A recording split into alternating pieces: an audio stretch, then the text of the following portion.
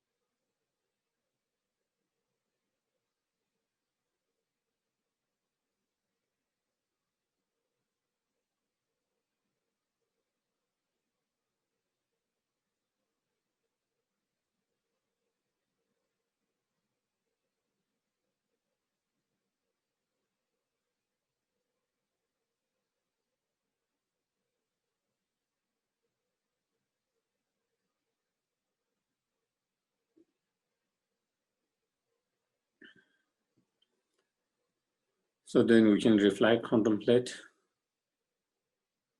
even though we have so many lists and wishes to do, in our life, never-ending list, wishes, what we want to do, what we want to accomplish, but time is very limited.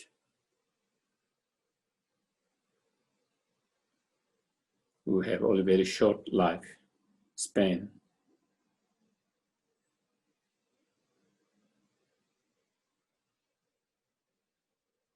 And we don't have time to do all of that, so we have to choose and make decisions.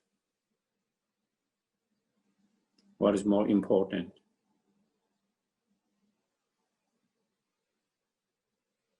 To accomplish, to do.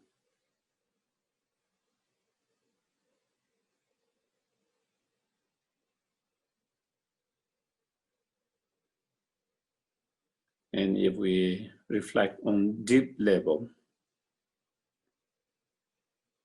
I think there's nothing more important than focus on the Dharma.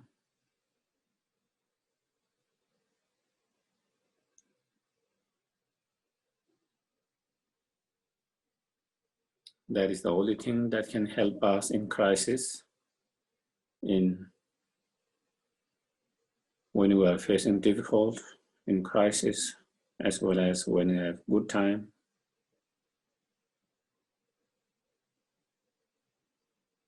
While we're alive, at the time of death, after the death.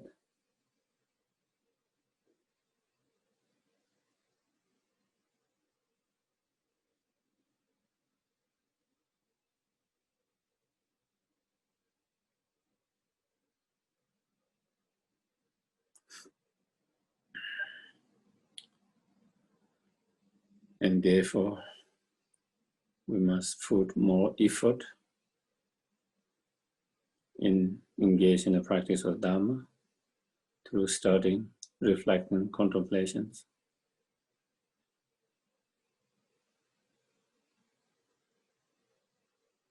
Trying to reduce all those negative emotions, all the defilements, and trying to increase and improve all the realization, positive state of mind.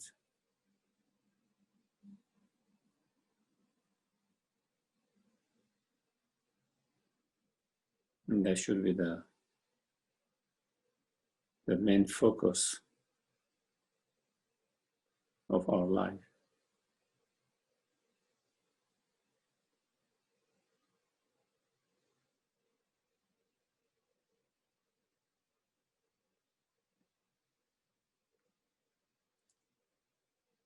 And as we are able to reduce those defilements, increase the positive state of mind,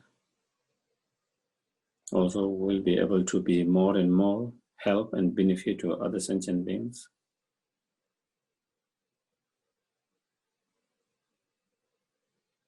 And it will also lead us closer and closer to fully enlightenment.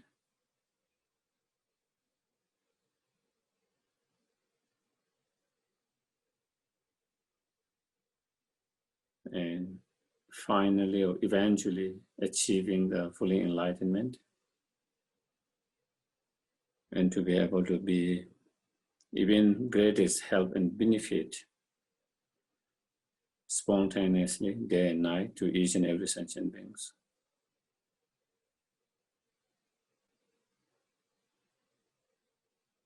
In unbiased way, in undiscriminating way, in impartial way.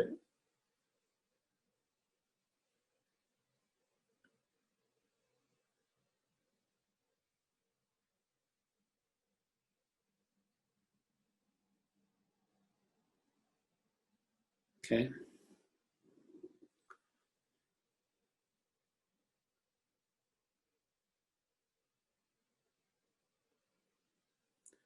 I prostrated the other people, James, thus did I hear at one time the Bhagavan was dwelling on the mass of Bodhisattva mountain in Rajgiriya together with a great community of monks and a great community of Bodhisattvas. At that time, the Bhagavan was observed in the concentration on the categories of phenomena called profound perception. Also at that time, the Bodhisattva Mahasatva Avalokeshwara looked upon the very practice of profound perfection and wisdom and beheld those five aggregate also as empty of inherent nature. Then through the power of the Buddha, through the power of the Buddha, the Venerable Shariputra said to the Bodhisattva Mahasatva Avalokeshwara, how should any son of the lineage train who wish to practice the activity of profound perfection and wisdom? He said that, and the Bodhisattva Mahasatva Avalokeshwara said this to the Venerable Shariputra. Shariputra, any son of the lineage or daughter of the lineage who wish to practice the activities of profound perfection and wisdom should look upon like this correctly and repeatedly beholding those five aggregate also as empty of inherent nature. Form is empty, emptiness. Form, emptiness not other than form. Form is also not other than emptiness. In the same way, feeling, discrimination, compositional factor, and consciousness are empty. Shariputra, like with all phenomena, emptiness without characteristic, unproduced, unceased, standards, not without stand, no division, and not fulfilled.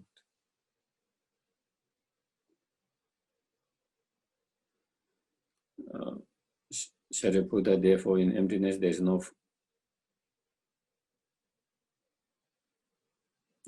Shariputra, therefore, in emptiness there is no form, no feeling, no discrimination, no composition, no factor, no consciousness, no eye, no ear, no nose, no tongue, no body, no mind, no visual form, no sound, no order, no taste, no object, touch, and no phenomena.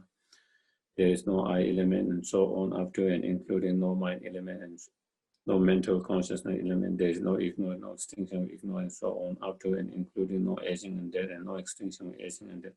Similarly, there is no suffering, origination, cessation, and attack. There is no exalted wisdom, no attainment. Also, no non-attainment. Shariputra, therefore, because there is no attainment, both rely on and endure in the perfection of wisdom, the mind without obscuration and without fear. Having completely passed beyond error, they reach the end point of nirvana.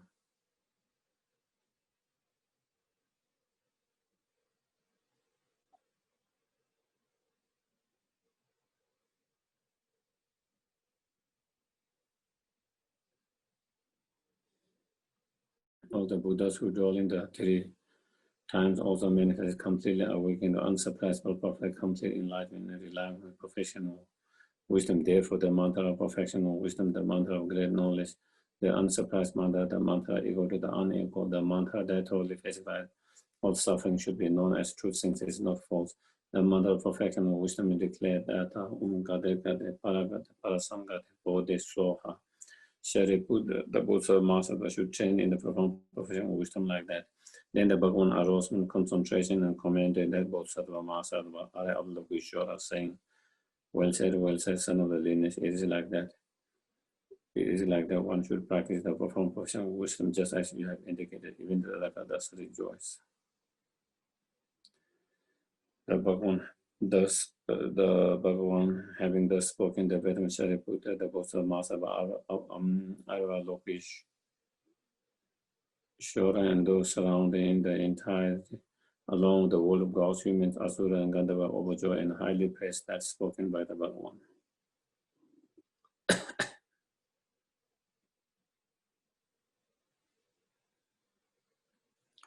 Sa shi pe ye chong shen me to ta re ra le shi yin de yen ba de sa ge shin do mi de wu wa do gun nama da shin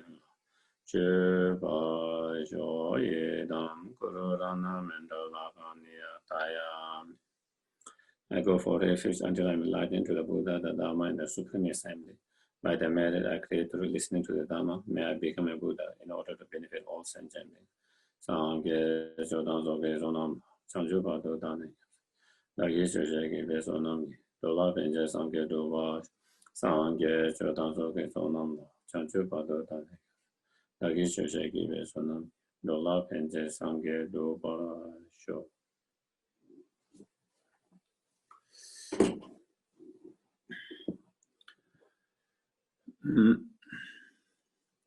So I think we have more or less finished on the section on the shamatha, almost. Last week we finished the section on developing the shamatha through the 9 stages, and through the practice of 9 stages, and also even when we also Lama Tsongkhapa explained with his own experience and by relying on the earlier teachings of Asanga and Kamalashila and Maitreya, that the plenty after that, then after the 9 stages, then we want to develop physical and mental planes, or mental physical planes, and then on the basis of that, then one develop the great bliss, physical great joy sensations, as well as great physical blissfulness, and then that is when one has developed the karma abiding. And again, as in order to develop the shamatha or karma abiding,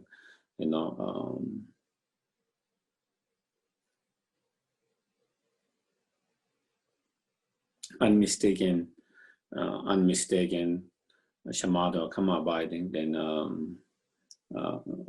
we talk, the importance. One is the stability with the objects, and then clarity in terms of both the mind and the objects, and then the intensity of that. And so those are the qualities that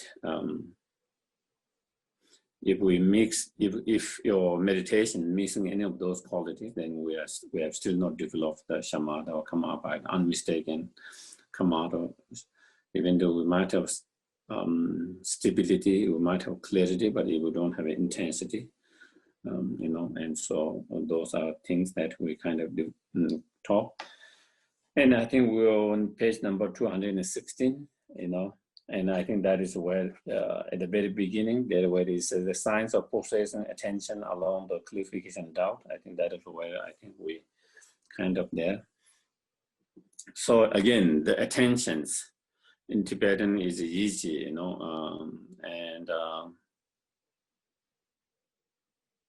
that can refer to different state of mind. Okay, Sometimes it can refer to the karma abiding itself. And then there is another, after karma abiding, once you have developed karma abiding, then you engage in the practice as of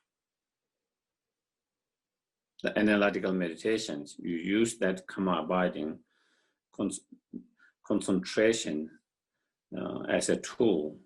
With that tool, then you use to analyze, and then through that, then there is that 6 different state of mind, which is called the 6 attentions. And I think we don't need to go all detail, but so sometimes it appears that refer to that as well, attentions, that the word can, anyway, so then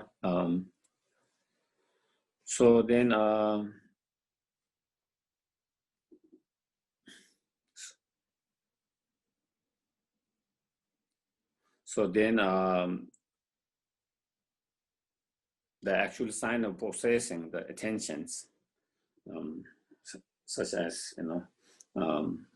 karma abiding, in this case, what are the signs that you have achieved that, and again, so again, according to the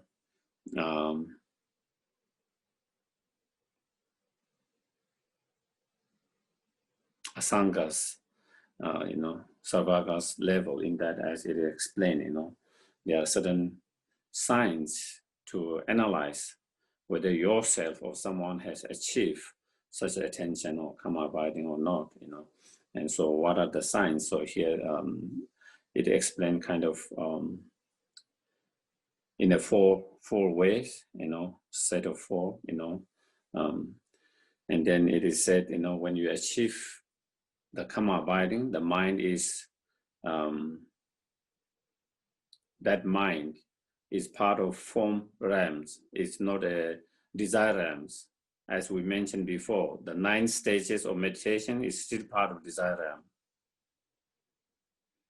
But when you achieve the karma abiding, then that mind then become the part of the, it kind of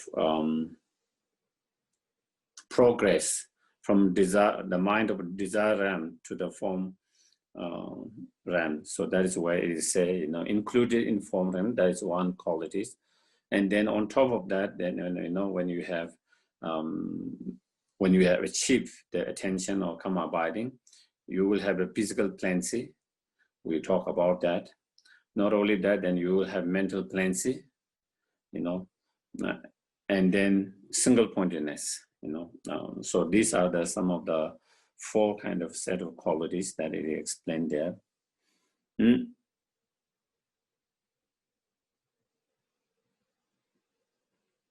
And when you have that attentions, and because of that attention or karma abiding, then that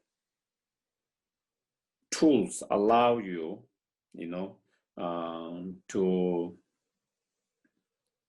to overcome, to purify, to overcome, or to eliminate,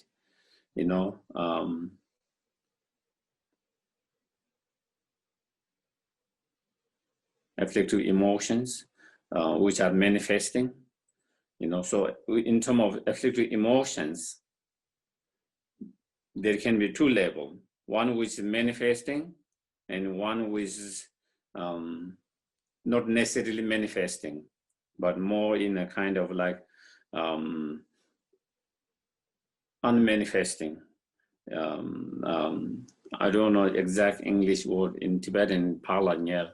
It's like almost like sleeping, I think maybe, of course, sometimes you use conscious and subconscious. I don't know whether that will be the right word to use. I don't think, maybe probably not right word, because it has different contexts. But manifesting, sometimes the seeds are there, delusion seeds are there, but it's not manifesting. For example, I still have anger, but it's not manifesting now. And then when certain cause and condition arise, then it manifests, and I can recognize it. But still, it is kind of there in an unmanifesting way, okay? So therefore, there are two delusions in a manifesting and unmanifesting way. And those who are manifesting, we can overcome that through the path of, as it says, by the means of peaceful and course path. So what it means is, that is kind of what we call mundane special insight. There is a mundane and super mundane special insight. And the mundane or ordinary or worldly special insight, and beyond worldly special insight.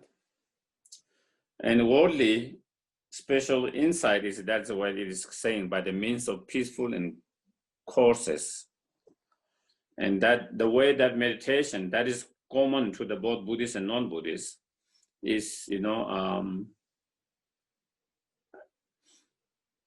for example, I don't know, okay. Maybe I will come later, that one. And then the path associated the aspect of the Four Noble Truth, so that is the special insight beyond the ordinary, beyond the worldly special insight, and that one can act as an antidote towards even non-manifesting defilements or defilements. The previous special insight, the worldly special insight, only can overcome manifesting delusions, but it cannot overcome non-manifesting delusions, and the very root of that. But the special insight, that is super mundane or beyond the worldly, that is like the special insight meditating on Four Noble Truths, especially the emptiness, selflessness, the emptiness. That one is so that is what it is saying.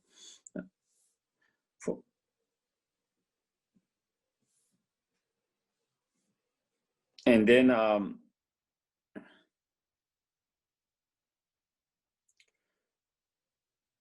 so you are either by following any of those two special insights, then you can overcome the manifesting delusions or defilements, and as we meditate, there's more kind of, as you engage more in the meditation, there's more cleansing and physical and mental cleansing. Through that, it induces even more kind of blissfulness, and as you meditate in a meditative equipoise and deeply meditated, then the five hindrance will not arises. And so the five hindrance, as he mentions, are aspiration for sensual pleasures, for example, attachment to desire or sensual pleasures, so that is one. Then ill will feeling is another one.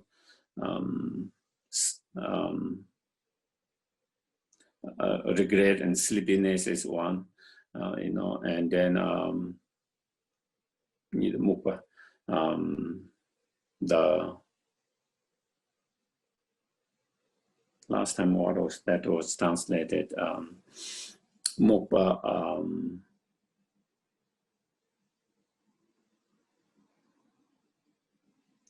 I guess I can dullness, and then doubt, delusional afflictive doubt. So these are the 5 kind of hindrances that he's talking about. And those hindrances will not acquire, will not arise. And those are hindrances for the shamatha or karma abidings. These are the hindrances also to overcome the delusions. And so here say because none of those hindrances arises during your meditative sessions, and even when you come out of that meditation, when you arise from the meditative sessions, then you are imbued with that blissfulness and the plenty of both physical and mental. So not only you have that kind of great plenty, physical and mental plenty when you are in deep meditations, not only you have great bliss in that time, but even when you arise from that meditative, and even when we are in post-meditative session, still you can feel that plenty, you can still feel that kind of blissfulness. And so, next one is once your attention is achieved, then it is easy for samatha to become pure. Again, we have to remember, it's not once you have achieved samatha or karma abiding is done. There's still long way to go. So you still need to work on that, continue to meditate, continue to practice, and to make that your shamatha, your karma abiding even more stronger and stronger, more stable and stable, more pure and pure. And then applying that shamatha together with a special insight in order to overcome the delusions, in order to overcome the defilements. And so that is that is where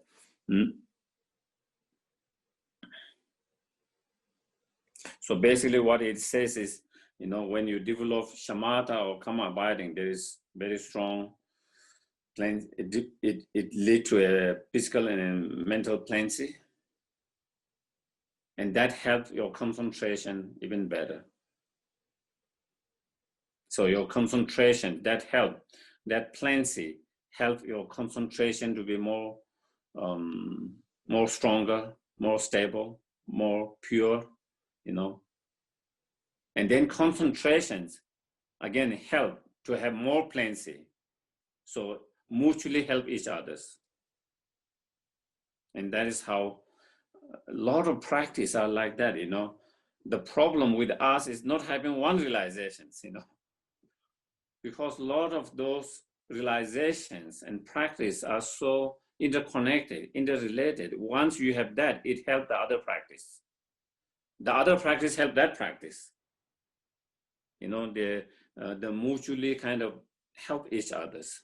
And same here explaining, once you have through karma abiding, once you have that strong mental and physical and mental plenty, because of that plenty, suppleness, because of that kind of stability, because of the bliss that comes, the joy and blissfulness that comes from, it helps your concentration even better. And when your concentrations become better and stronger, that helps to induce even more plenty, physical. So that is how it increase and help each other in that way, to increase and develop more.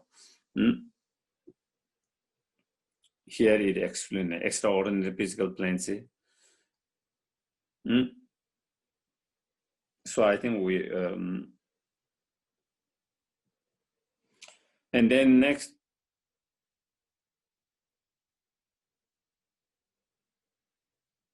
and then there is some other, I think I maybe we don't have to read each of them, statement from Sarvaka level about how other excellent qualities also arises. So it is down there.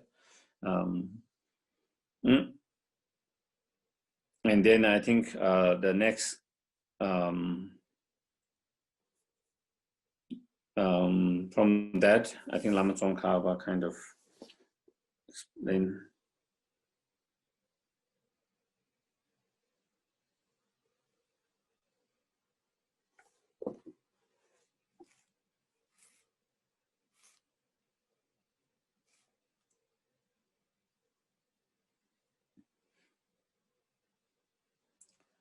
basically,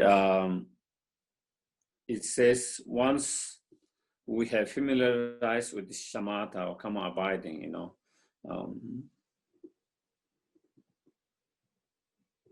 once we have familiarized with the karma abiding shamatha, and to be able to concentrate single pointedly and focus single pointedly to the objects,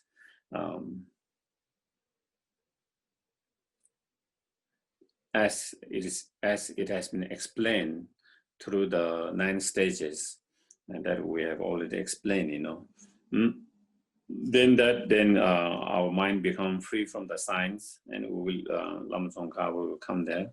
Also, your mind become free from any conceptualizations, in that state, you don't have any other thoughts, conceptions, from conceptualization. And then there is state of absolute kind of calmness. So those are the quality that you will have when you have familiarized with that kind of karma. Once you achieve and familiarize with that kind of samatha or karma abiding, And so again, it will come, the signs means, the object of the, I think it will come later, the object of the 5 senses, and then 3 delusions, the root delusions, and then, the concept about male, female, those are the kind of what they call 10 signs in some scriptures. But I think any conception about, of course, I think this is just an example of male and female, So the concept of good and bad, all different thoughts, concept that we have, will not arise in that moment, So that is kind of, and once we are familiar with that kind of single-pointed meditation or concentration, shamatha, karma abiding,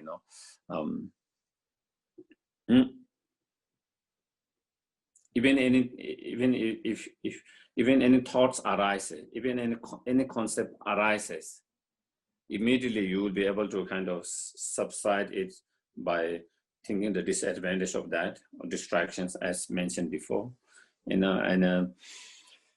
then even without paying so much strong attention and mindfulness, they will disintegrate by itself. The thoughts, even any thought arises. Of course, before we achieve shamatha, karma abiding, we have to pay a lot of strong mindfulness. We have to pay strong attention, focus. But now, when you achieve that, and with that kind of familiarity with the practice, even when those arises, even without much, without applying so much of mindfulness, without applying so much of attention and focus, the thought arises and it will kind of disintegrate by itself. So then it becomes more easier, less, you don't have to put so much effort anymore, as we have to put before. So that is, and then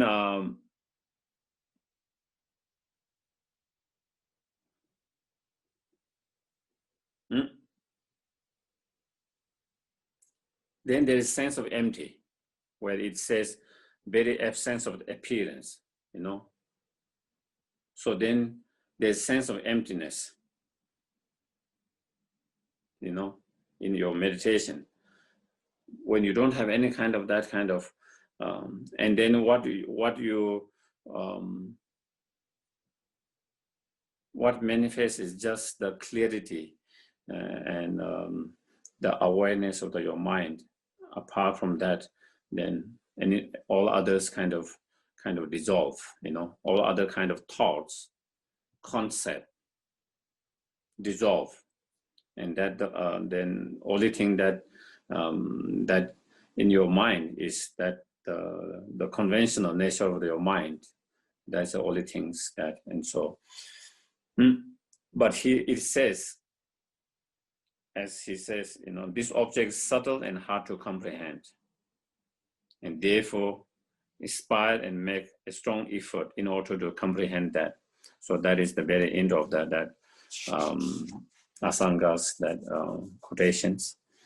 And so to be able to meditate on the conventional nature of your mind with such a shamatha or that is much more subtle and much harder than let's say trying to develop shamatha on the basis of objects and other such as Buddha's image or breath and so forth.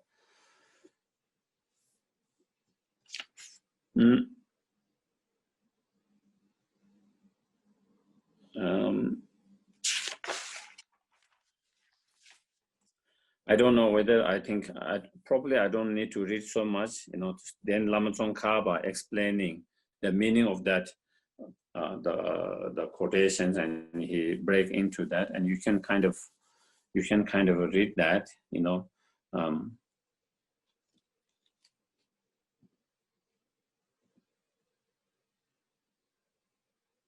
So they're explaining the meaning of that, and then how the mind is not directed at the signs, and so they're explained what are those signs. So those are the in some texts they talk about 10 signs, and so that is where these numbers comes. 5 objects, such as 5 objects of the senses, and then the 3 poison, the male and female. But again, I think it might be just one example of the signs. It doesn't include every signs, every, as I mentioned, the thought of good and bad is a sign. When you have this concept and thought arises in your mind, this is good, this is bad, this is bothering me, or I'm very happy, or I'm very blissful. That is thought, that is concept, that is sign. And when you have that kind of thought arising, then that itself is sign. So your mind is being directed towards the sign. Once your mind, you have that thought and your mind kind of run after that, then that is sign. So, but I think this is just kind of giving us some example of just some of those signs, such as 10. So then the manner in which they vanish, it says in the first multiplicity of signs, such as form and so forth, appears in your mind. And as soon as they appear, they subside by themselves and being purified. They disintegrate by themselves. And how does that happen? Through the familiarity of your practice.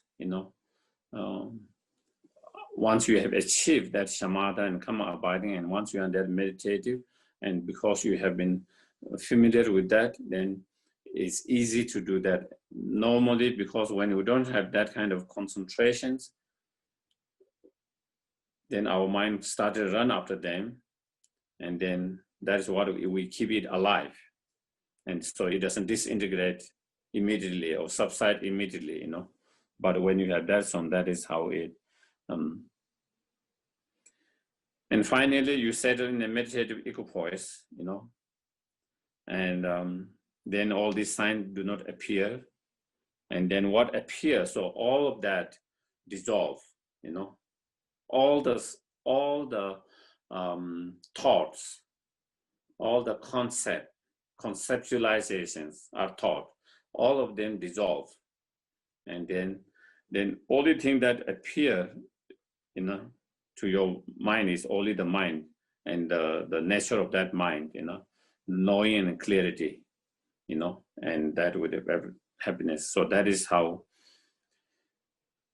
And then how all conceptual thought also subside by themselves. How does they disintegrate, and how do they disappear or subside by themselves?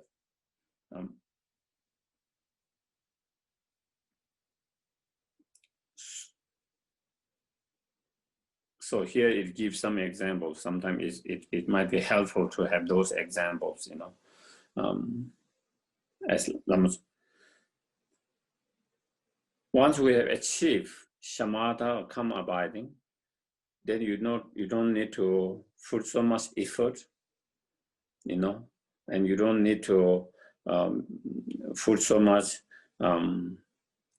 effort to be mindful and focused and attentive. And so because of that, so since you have placed your mind as before without being mindful of them, without attending to them, conceptual thought that arising like bubbles emerging from water cannot proliferate greatly or conjoin and subside by themselves. When you don't pay so much, when you are not applying the mindful attentions, so then you are not paying. When you don't pay attention, then it subsides by itself.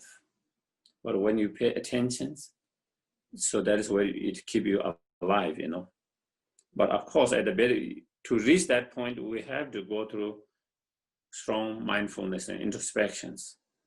But as our practice gets better and better and progress, it requires less of that effort and less of that. And so when it is less of that effort, then, and that is why some meditators says, the more relaxed, the better meditation is. The greater relaxed, the greater meditation. And so some teachers say, not meditating is the best meditating. Not being mindful is the best practice of mindfulness. Not paying attention is the best attentions. So those are different terms that are kind of, you see some different teachers using kind of different, sometimes those kind of terms to describe. But that is only when you have reached a very high level. At the very beginning, you have to pay attention. You have to be mindful. You have to have an effort.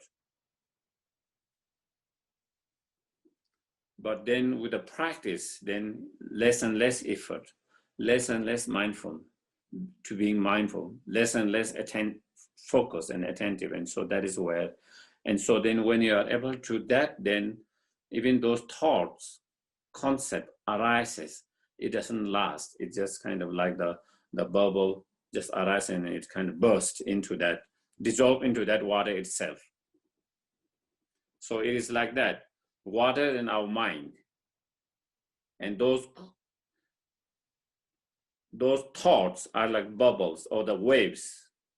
So the waves or the bubbles arise from the ocean of our mind, and they dissolve into the ocean of our mind. Same with the delusions. The delusions, the wave or the bubble of the delusion arise from the ocean of the mind. Then it dissolves into that very bubble, that very waves that arises from the dissolved into the ocean itself, the water itself. So that is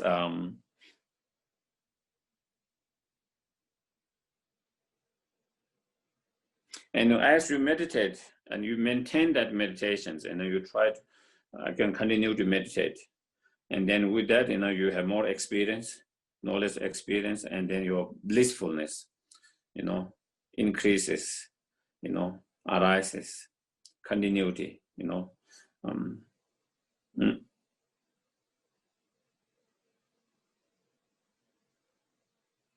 And so when that happens, again,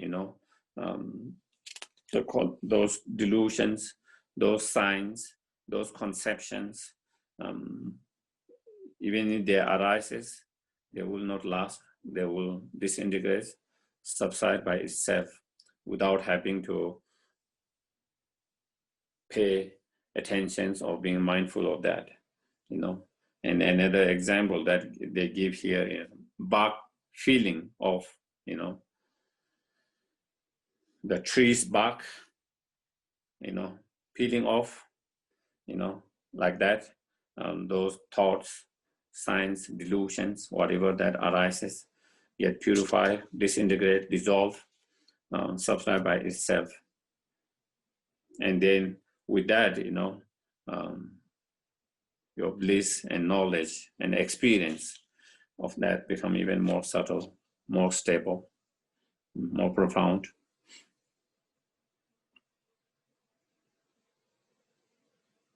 So then the difference between in the meditative sessions, when you are in deep meditations, and when you are after the post-meditative, after the meditative equipoise or the post sessions, the difference of appearance, So here it says, when you are in deep meditation, for example, in shamatha, karma abiding, there's no appearance of your own body. All this appearance dissolve. Only that I mentioned, only that is that your only mind and clarity and awareness, that is all that appears, all other dissolve, all other thoughts. So even the appearance of your body, even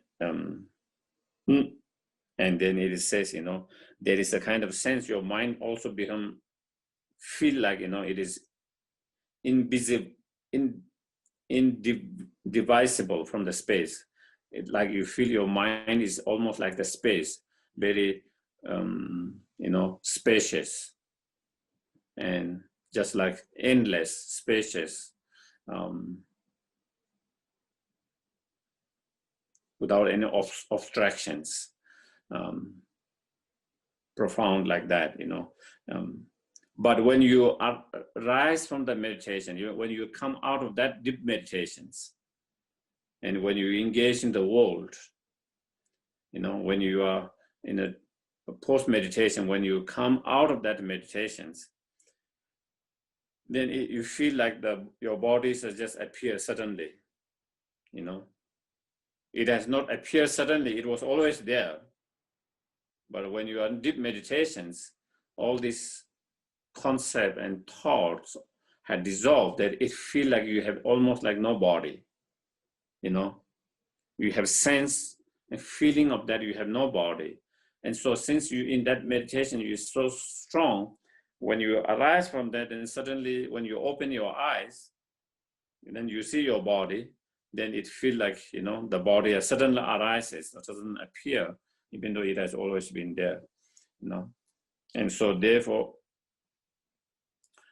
so then when you come out of that meditations, even though delusion, afflicting emotion could arise, due to some cause and conditions, suddenly you are out of meditations and you go in the kitchen to have a tea, and your partner is doing something strangely and that agitates you, so then maybe even some kind of frustration or anger could arise, or you see something and attachment could arise, or you see something and maybe fear could arise. But it is not same as before that meditations. Before we have the karma abiding or shamatha, it's not same as before or original.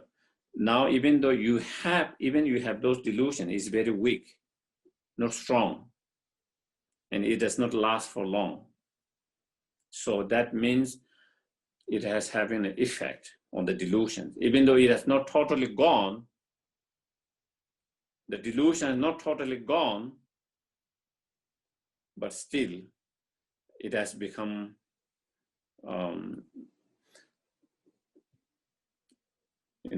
it does not last long. Neither they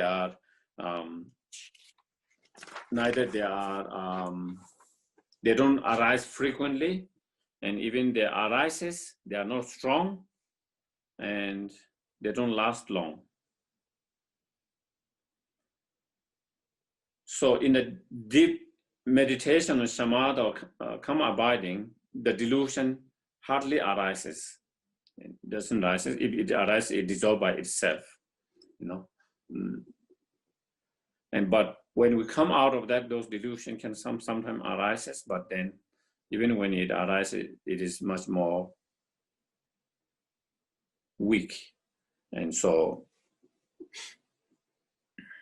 it is said, with your shamatha karma abiding, and as you progress better and better, the clarity becomes so strong, your mind has so strong clarity, you feel like almost you can count and see each of the parts.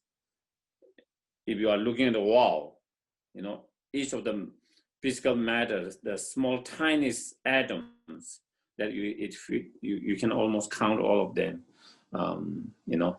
so that is,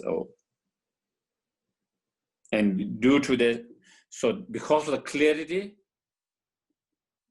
because of so strong clarity, that you have that kind of, your mind has that ability, that to be able to, and because you have so much strong stability. With shamatha, we also talk about the clarity and stability, and because that stability is so strong, they say, like, even in your dream, even when you sleep, you feel like you are even your sleep almost mixed with the concentrations.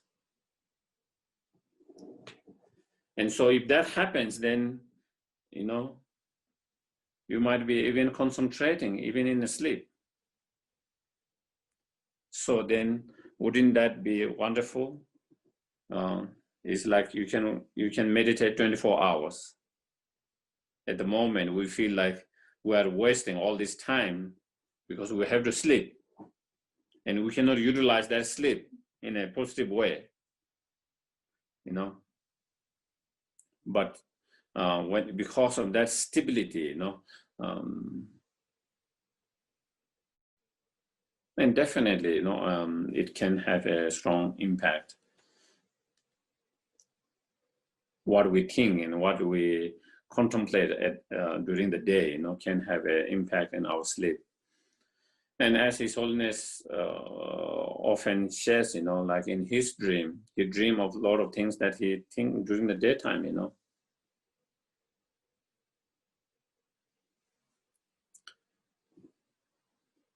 Yeah, he often shares, and he dream even in a dream, he only dream him as being a simple monk.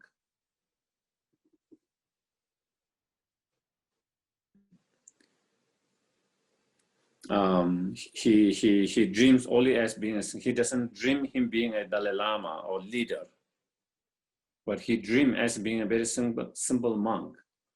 And that clearly shows, because in every day during the daytime, that is his practice. He always thinks that he is a simple monk, and he always says simple monk as a basic one of the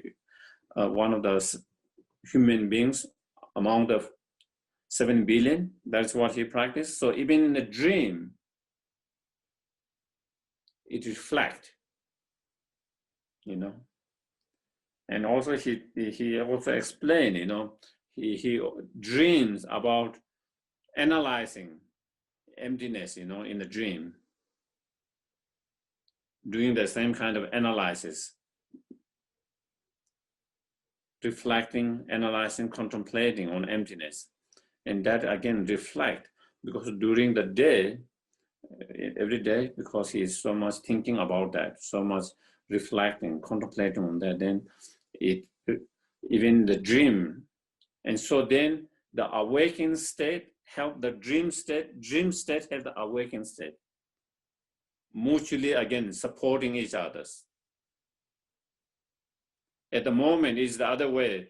During the daytime, we have strong delusions, and then in the dream, we dream of those delusions, object of our attachment, object of our anger, or fear, if we are dealing with the fear. So then there is a kind of dream, something related with that. And then that dream affects us again. When we wake up, that affects us. And so at the moment, so that can be changed. And so here, that can be changed. Here with the shamatha, karma abiding meditation, deep meditation here that is what it's saying, because of that strong meditation and that kind of stability. So then there is a kind of raising a questions and then trying to answer that, basically what is saying, whether that karma abiding or shamatha is a path, whether it's any of those path,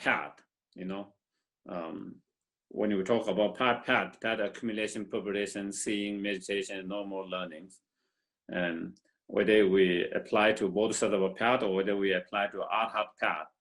And so whether that shamatha or karma abiding any of those paths, and so then that kind of that cautions being arised, just for better understanding, and then kind of clarifying that it is saying by itself, the shamatha itself or the karma abiding itself is neither any of those paths.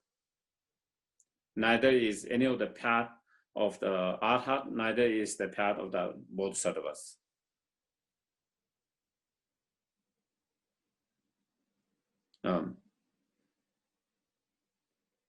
That one is kind of common practice between the Buddhists and non-Buddhists.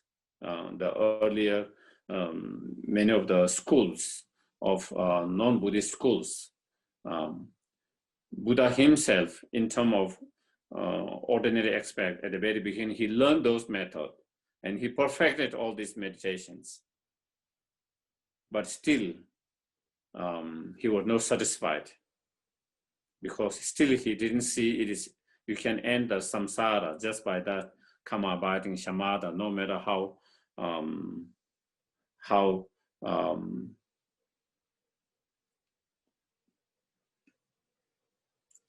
deep they are, just by itself. And so then it explained by itself is not any of the path, but if that shamatha or concentration is conjoined with the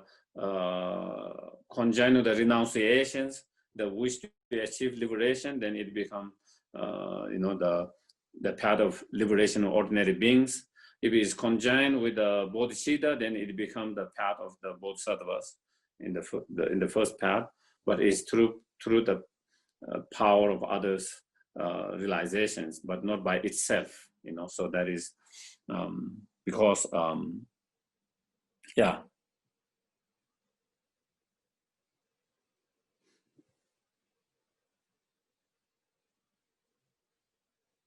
So it is saying is both common to the both Buddhists and non-Buddhists.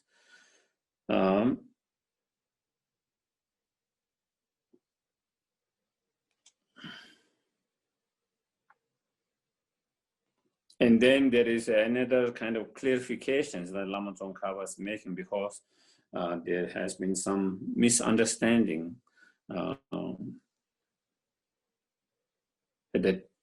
at the time, and maybe still now, about when you have meditations, strong meditations on shamatha, karma abiding, here again, we already talk without mindfulness, without attentions, So again, without having to apply the mindfulness attention, still you can go in such a deep meditation because of your strong karma abiding shamatha, that meditations, and then you have such a great blissfulness and clear and non-conceptuality, that, and then sometimes that the different term that have been used by different master teachers is like unfabricated by the mind, or without grasping, meditations, or deep meditation, unfabricated mind, or without grasping, and so forth, So that one, within that kind of meditations,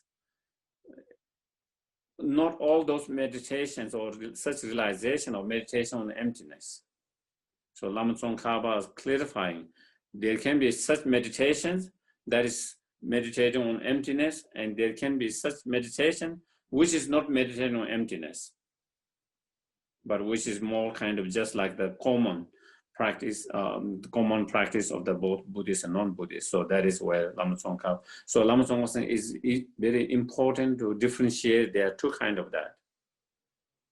Okay, if you don't differentiate that, then you, even though you have developed such concentrations, you know, where then some, even though these concentrations is still not on the first path, but still sometimes some practitioner get confused that you have reached completion stage of highest yoga tandara.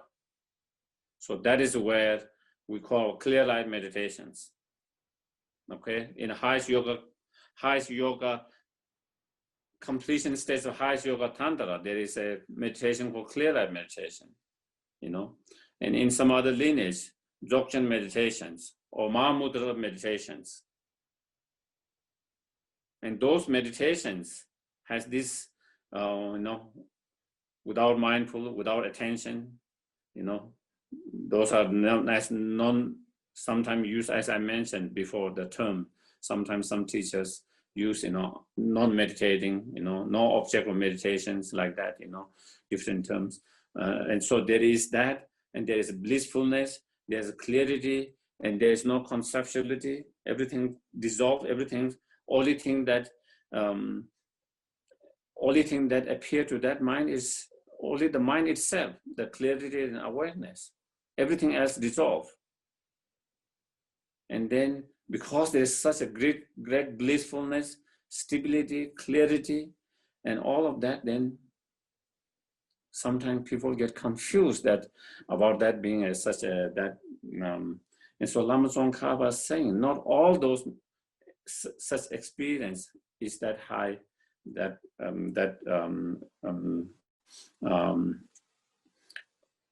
experience, you know. So, yeah.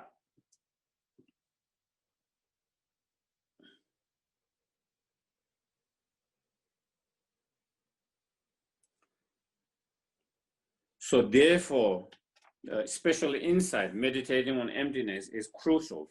And the reason to develop the karma abiding shamatha is in order to develop that special insight.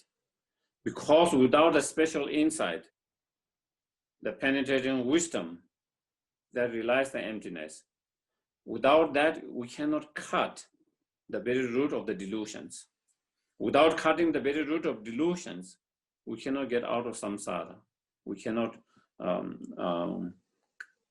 destroy the delusion completely.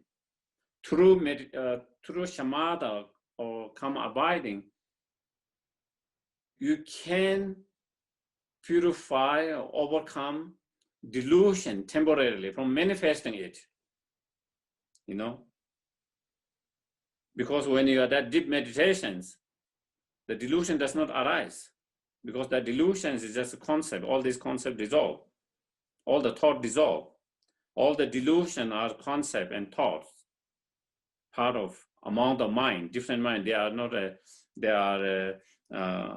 conceptual mind or thoughts. So all the delusion dissolve. So there is no delusion arising during that deep meditations.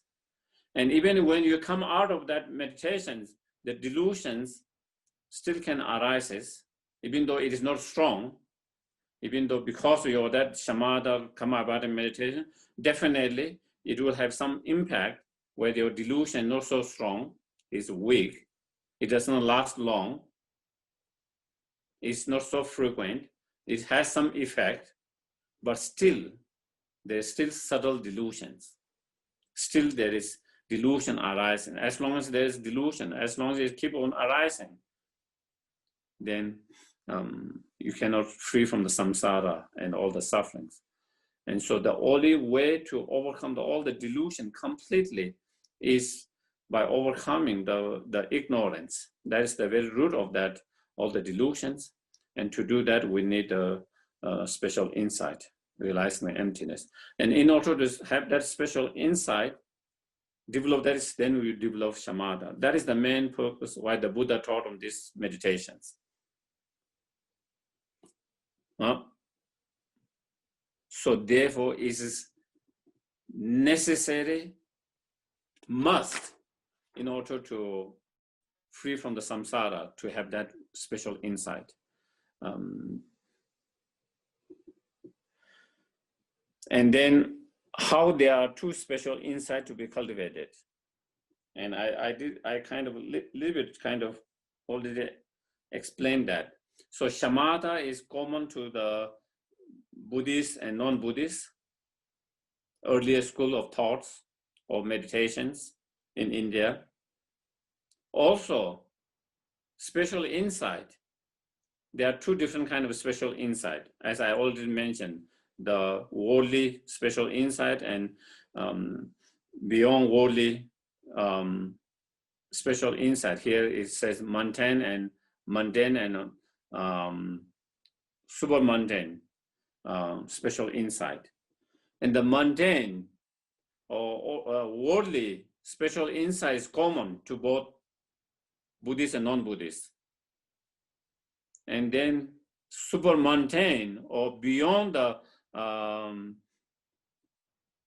special insight, beyond the worldly, is the Buddhist unique. And that is the special insight that realizes the,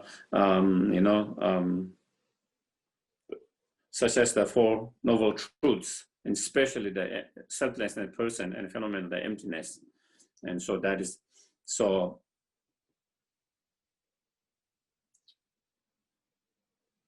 in terms of the worldly special insight, that is common.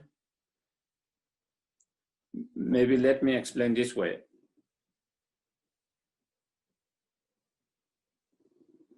When we talk about happiness, of course, all sentient beings want to be happy and do not want sufferings. And we all are working to have happiness and to avoid the sufferings. And that has been since, it hasn't been taught by anyone, that is naturally what we all feel. And so throughout different spiritual paths over the centuries, everyone has tried to come how to do that, how to avoid the suffering, how to have lasting happiness. That has always been the spiritual, all different spiritual and religious goal. Ultimate kind of peace, ultimate happiness. So of course, in India, school has many schools has developed over the time through meditations, and so those meditators, through such meditation, special insight, so they see.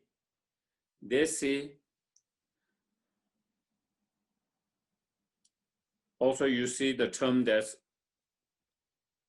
peaceful and coarse or gross. And what it means is they see the desire realms as coarse, something with a shortcoming. That means desire realms has shortcomings. By seeing desire realms, there is a short lifespan, there's sickness, and kind of painful death, and all the other suffering that we experience in the desire realms. They see this all these faults, shortcoming. Through that, then they give up any attachment to the happiness of the desire realms. So then they see the first realms as a better. Peaceful mean that they see that it has better qualities, better quality, because they have less suffering like we have in the desire realms, their lifespan are more longer, and then they have less sufferings, like that we human being in a ghost desire realm has, human beings, animals, and others. And so through that, so that is how they do they do the special insight. They see the desire realms with a lot of faults. They see the first level of the form realms as a desirable state to be, and then they engage in some shamatha and karma abiding to do that. And through that, then when they achieve the first level of dhyana, or first realms, so that the joy, the happiness cannot be compared by the joy and happiness we experience at the moment. The peace, the level of peace, the joy, the happiness that one experience when you have that the mind of dhyana, or first form realms, there's no comparisons. You know, even so then once you achieve that, then again you see, oh, even that realms has a even that realms has a what you call fault and shortcoming, and they see the second realms of form more desirable, but compared to that, because it's more less sufferings and more happy and more peaceful. And then again they develop shamatha or karma abiding on the basis of that, by looking the first realms at undesirable fault, and second realm of the form realms as more peaceful, more desirable, better. And then you go through that first realm, second realm, third realm, fourth realm of the form. Then even that you see still is fall. Then you go to the formless. You know, within the formless there are four levels.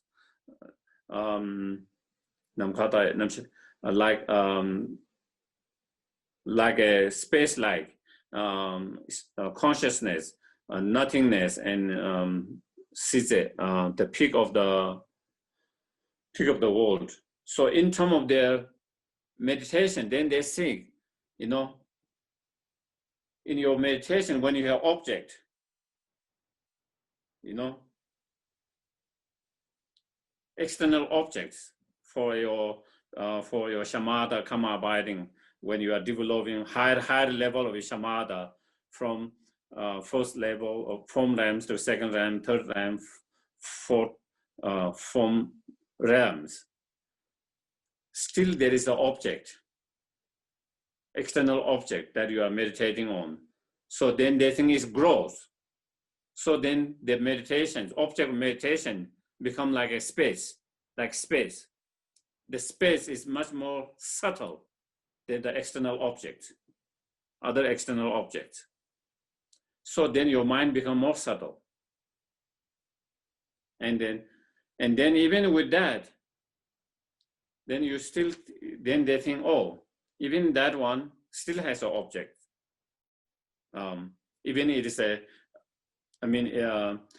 is subtle, then let's say the objects as a book or bread or in an image space, but still is a external object. So then they go deeper, and then internal object, the mind, consciousness.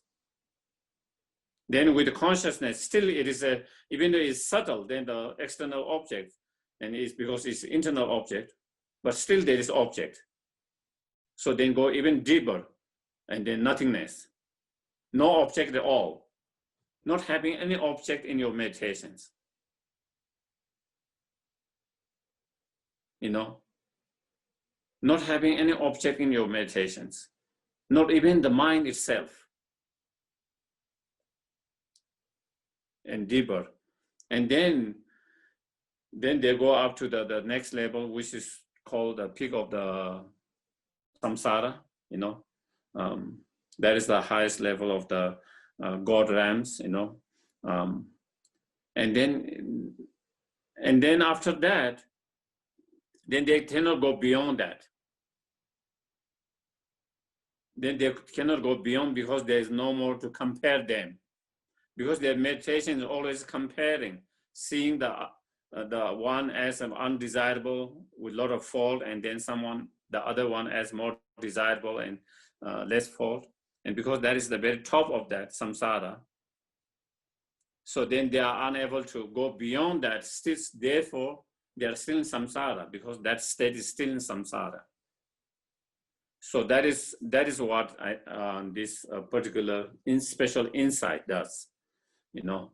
But the unique Buddhist special insight, as I mentioned, is emptiness. Because so then a lot of those practitioners, their ultimate goal is to achieve that, and they think that is the nirvana, you know.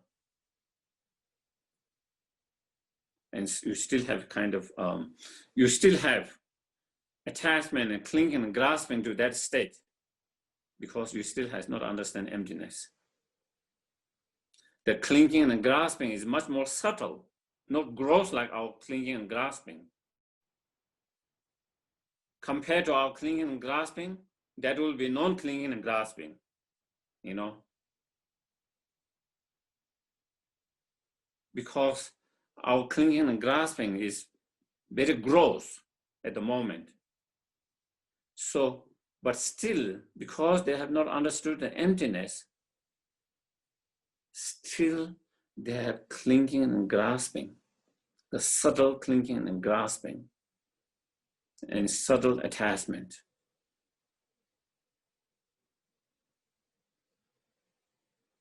And so therefore, still, because they still have that very subtle attachment, still very subtle clinging and grasping, so therefore they are unable to get out of samsara, and they are still in samsara, you know. So in order to get out of samsara and to overcome not only the gross, even the most subtle delusion, then we need to have this special insight that realizes the emptiness.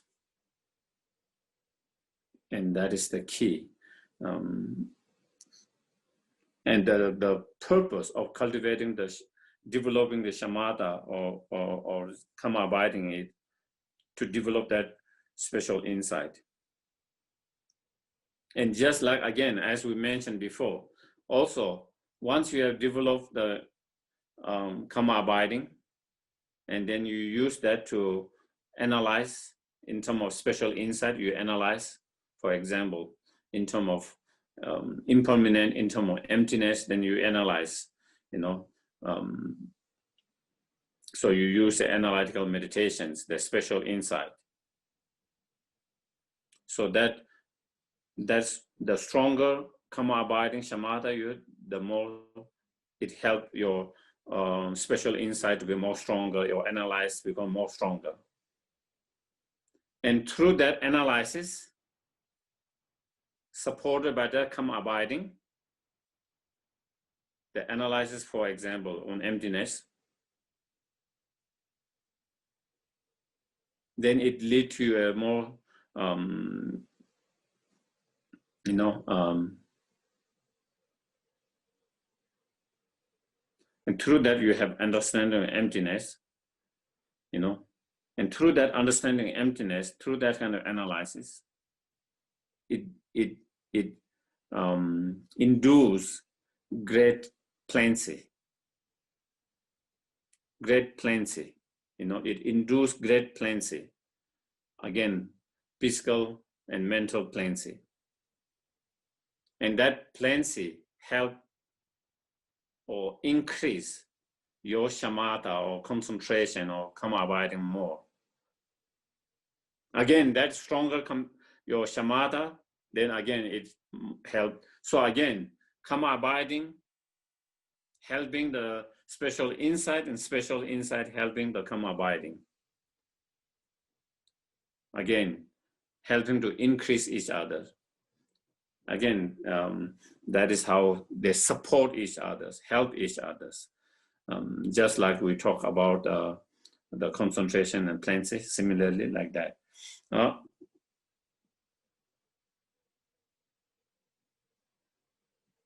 And so here it says, even for someone who is trying to achieve liberation or fully enlightenment, someone who is trying to achieve fully enlightenment or liberations, we don't need to develop all these 8 dhyanas or meditative states, the 4 form and 4 formless. We don't need to develop all of those. But we need to develop the calm abiding or shamatha, which is the basis of all of them.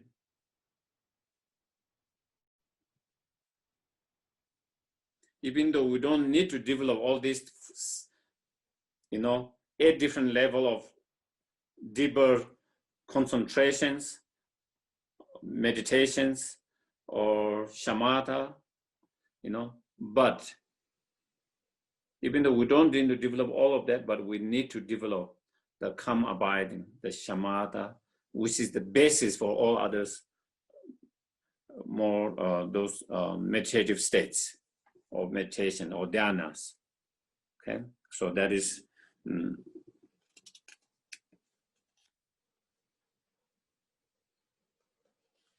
And so again, I think maybe we don't need to go so much here because again, at the end, Lama Tsongkhapa also says,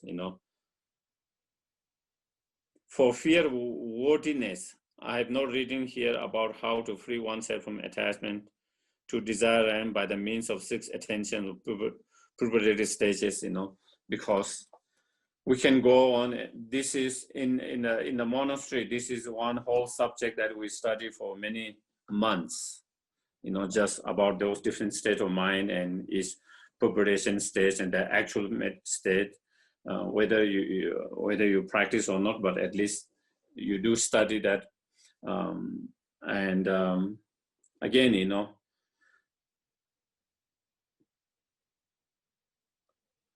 definitely we can have more knowledge about that, but in terms of practical, probably, and maybe we might get lost into all these details and all this knowledge, and sometimes we lose the essence of that. And I think that is, and so I think we have talked about the calm abiding shamatha, and then the purpose of cultivating shamatha is to develop special insight. So that we should follow up now the special insight, the purpose of, the main purpose is for that reason. Even though there are many benefits of having developed calm abiding shamatha, there are so many byproducts, so many benefits. But the main purpose is to develop that special insight. And the main purpose to develop special insight is to free from the samsara, to free from all the delusions. And so that is, and some of the teachers, many of the teachers and lamas, including His Holiness Dalai Lama, advise, recommend, if we are trying to develop a shamatha, calm abiding, they advise at the very beginning, first try to work on a little bit on bodhicitta and emptiness. Even you don't have spontaneous bodhicitta mind, at least you have some experience of bodhicitta. At least you have some through practice and meditation. At least even you have not reached a point where you don't have any spontaneous, effortless bodhicitta, but at least when you think about it, you have some feelings. Something really,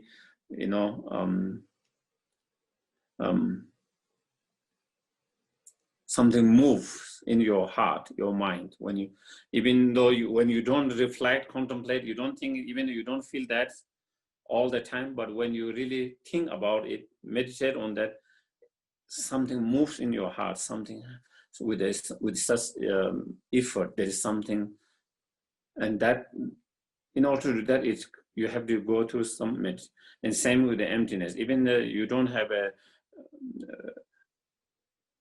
realizations of emptiness through the meditation, but at least you have not only just intellectual understanding, but certain level of experiential understandings, some feelings, some experience with that. And once you have that, then you can focus on shamatha until you develop shamatha. Because if you don't have that, then before you start shamatha, in every session, then you start with bodhicitta mind, emptiness, and then you go into that. So then even you are unable to develop shamatha in your lifetime, even after spending many years. Still it becomes meaningful because of all your meditation. Shamatha is always conjoined by the bodhicitta mind and emptiness. Even though you're focusing on shamatha, but still that practice is being kind of motivated and conjoined by the emptiness, some understanding emptiness and bodhicitta. So therefore, all this had been not wasted. Otherwise, if you don't have that, you spend 10 years, 15 years to develop shamatha. And if you are able to develop that, then of course you have developed, you can use it for other practice, great. But even after 5, 10 years, 20 years, if you are still not developed, then it's almost like you wasted those 20 years.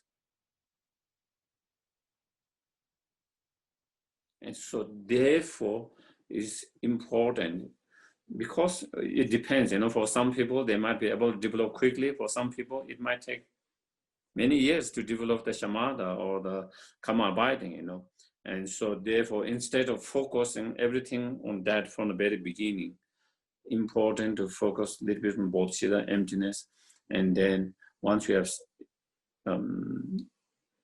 even we don't have the spontaneous realizations, but still we have some feeling, understanding, realization with the effort.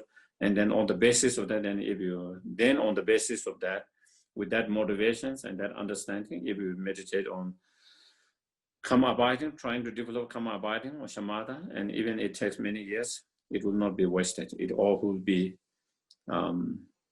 meaningful. All that will be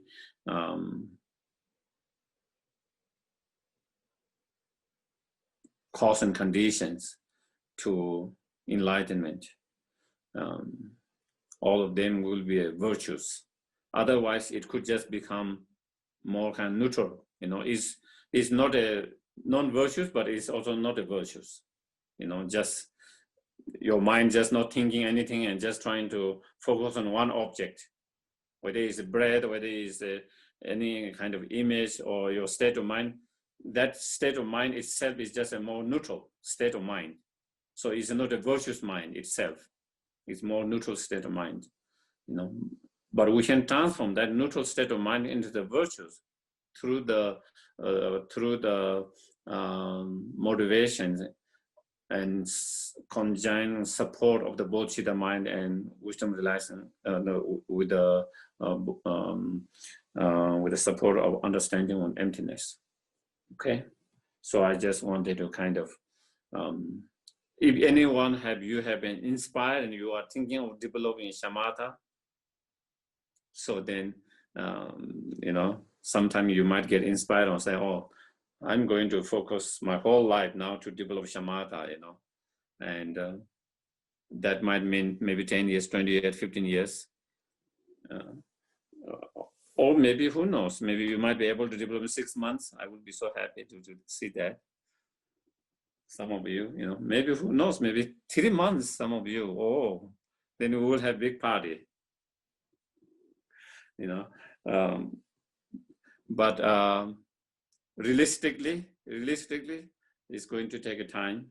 And so while we are spending so much time, so many sessions, so many hours on trying to develop this shamatha karma abiding, which by itself more neutral state of mind. So we don't want to we want to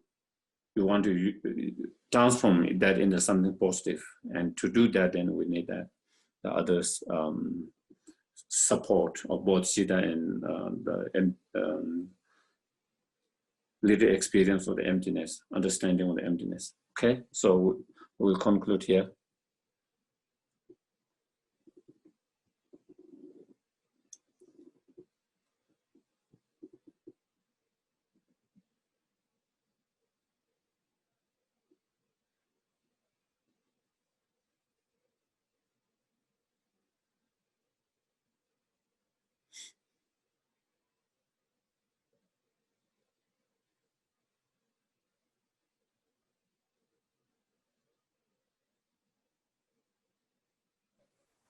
Sorry, my video cut out.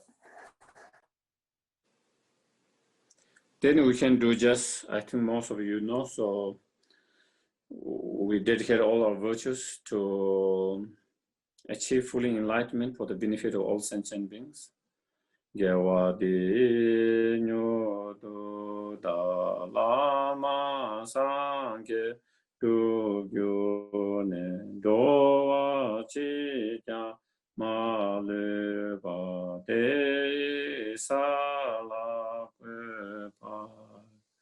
Or we also dedicate all our virtues to all sentient beings to actualize the pure renunciation, both to the mind and wisdom realizing emptiness. And those who have already actualized, not to diminish, but increase more and more. Chancho sencho renbo che ma ke pa na ke kyo che ke wa nyamba me va ya kong le kong du ke wa. Then we dedicate for the long life of His Holiness and Lama Tsongkhapa, all the gurus have, them to have long life, all their wishes be fulfilled. Kanri rawe korwe shingam de pendang dewa malu chungwe ne chere senwa tenzen jaso ye shabe se de badu tenjo che tu tu jang shin jang gun jawe tenzen jang bewe kun su to ko ze cho son ko we le mo tu tu pa la so du je gun du sha. Thank you, thank you. So I hope that you have been reading yourself, okay? As I mentioned before, because we are not going now word by word. So I think, especially if you read and if you find something meaningful, more helpful, beneficial, you can try to kind of take notes, and so then you can learn more, it's always different when you are hearing and you are where you are reading. When you read it, for a lot of people, it sinks more or they remember more. And sometimes when we do both, then maybe, because sometimes for some people we need to hear and see. Some people, and for me, I need to do both. Sometimes I hear and if I don't see it, it doesn't stay in my mind. I can easily forget someone's name, I have to write it and see the spelling and everything, then it kind of stay more. But I hear, then I forget easily, so therefore I think, and of course there's more details, it's a very extensive, a lot of details. So, okay, thank you, good night.